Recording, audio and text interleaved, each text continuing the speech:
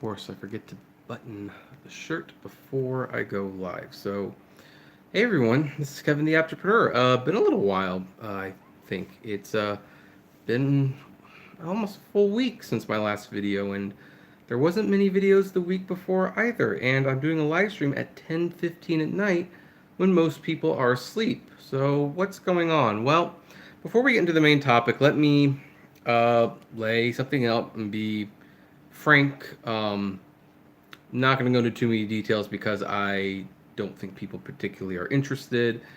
But long story short, I've been sick. And to be perfectly honest, I am still sick.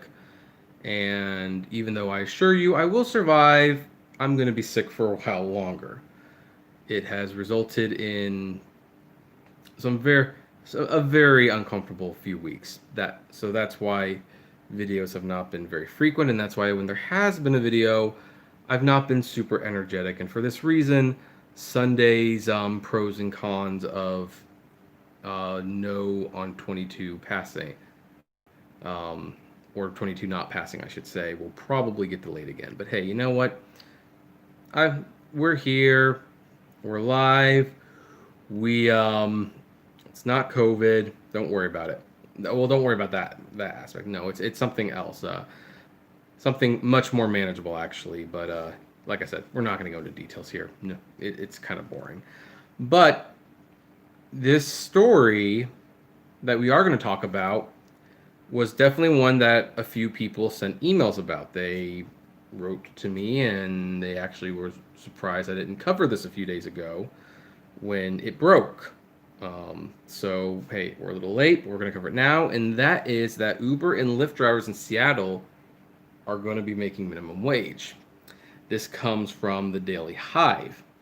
Starting January 1st, Seattle will become the second big city in the nation to establish a minimum wage standard for Uber and Lyft drivers.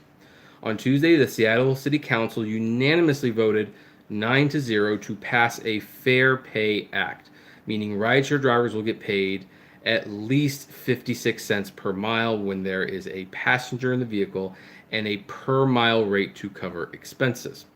The 56 cents number was derived from a study that found that drivers in Seattle are currently making $9.73 after expenses. The new model ensures drivers earn at least Seattle's minimum wage, which is $16.39. That's actually kind of a shock. I didn't realize the Seattle minimum wage was that high. Assuming they spend about 50% of their time waiting for rides or driving to pick up passengers. So there's obviously a catch. If you're a part-time person who does this like a couple hours a day, this probably does not apply to you.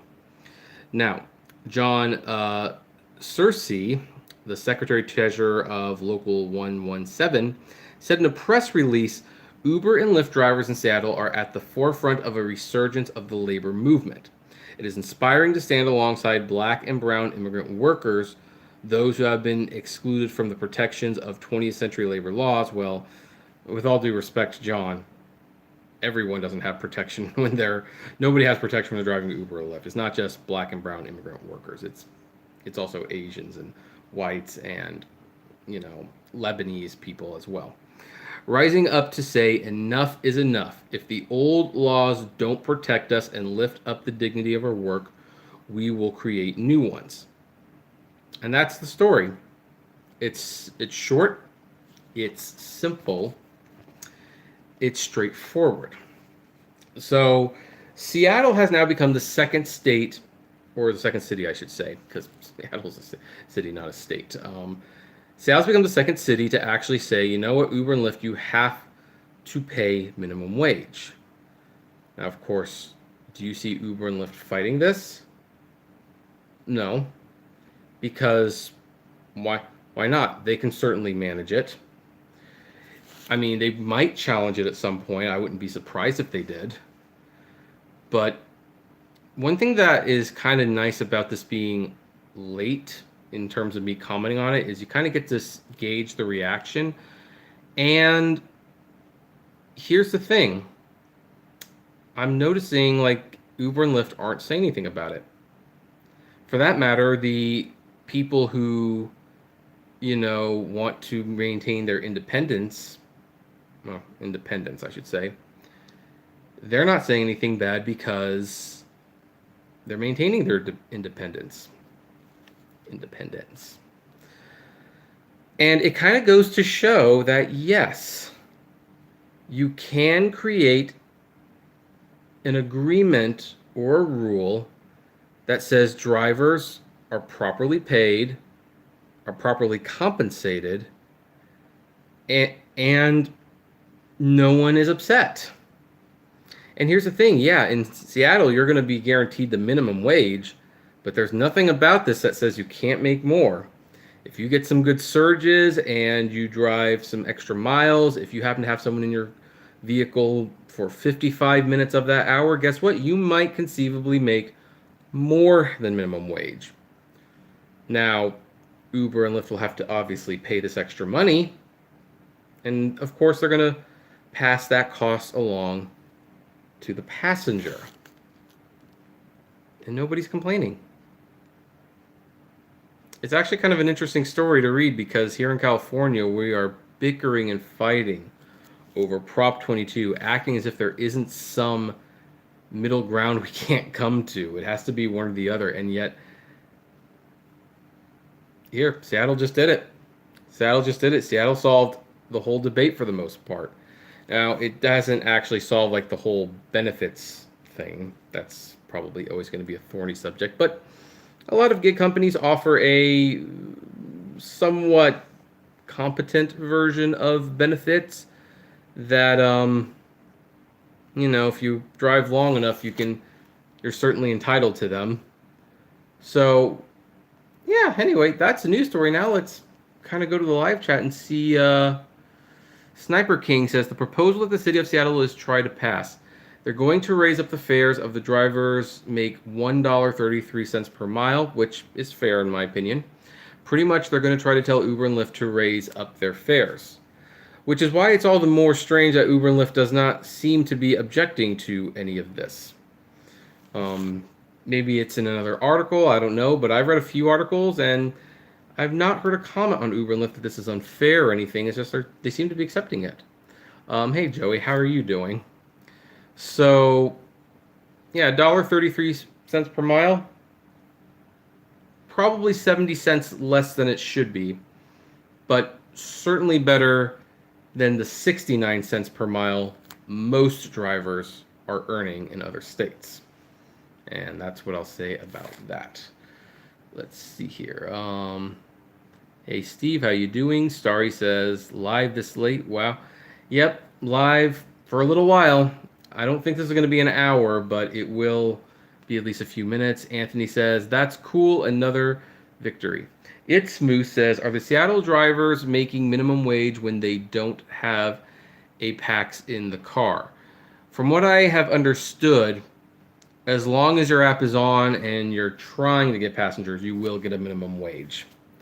It actually, so if you're full-time, then the minimum wage is pretty much guaranteed. If you're doing very part-time, like you're just doing a couple hours a day, you probably do not get minimum wage. Sorry says spending all their money in California. Yeah, that might be the thing. Like Uber is not made of infinite money. They just sold additional shares in their Uber freight business or something to that effect. To gain another $500 million in capital. So they're not, they don't have unlimited money. Starry says driver cap coming? Possibly, but I don't see why it would. Again, if you're doing it full time, you'll get the minimum wage. If you're not doing it full time, you might not qualify. And Uber and Lyft can easily pass this expense along to the customers. It is Seattle after all. Seattle is actually a fairly expensive city to live in. I don't know if some of you realize that because Microsoft and Amazon and all these tech companies are there. So Seattle's actually kind of expensive. People who use Uber and Lyft might not even notice the price hike.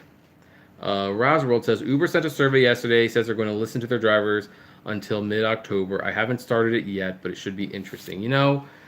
I've seen some of those surveys. I do want to make a video because some of those surveys actually don't give yes or no answers. They just give yes and another version of yes. So that might be a way that Uber is screwing the surveys that they're taking to try to convince people that drivers are okay with things that they're doing. Danielson says, hey, Kevin, you're back. What's up, man? It's Retro Cuddy. Oh, welcome back. Yeah, no, I decided, yeah, let's do a quick little live stream today, or tonight, I should say. It's Moose says the gig companies have spent well over 200 million on CA Prop 22 by now. Oh yeah, they probably have. I wouldn't be surprised if they get to 300 million before this is all said and done. They really do not want it to pass. And again, just something to keep in mind for those of you who say that they're going to vote yes on it. Uber and Lyft have never actually done anything for you, and if they want this to pass that badly, you have to wonder what that's going to do to you. You're going to have to wonder what that's going to do to you. So, all right, anything else? Nope, doesn't look like anything else. Okay, so, hey guys, I know this was like a brief one, but hey, thanks for joining me. If you haven't given a thumbs up yet, please do. I'd appreciate it. Comment below, like, favorite, share, subscribe, and I don't know when we'll see each other again, but I'll try not to make it too long.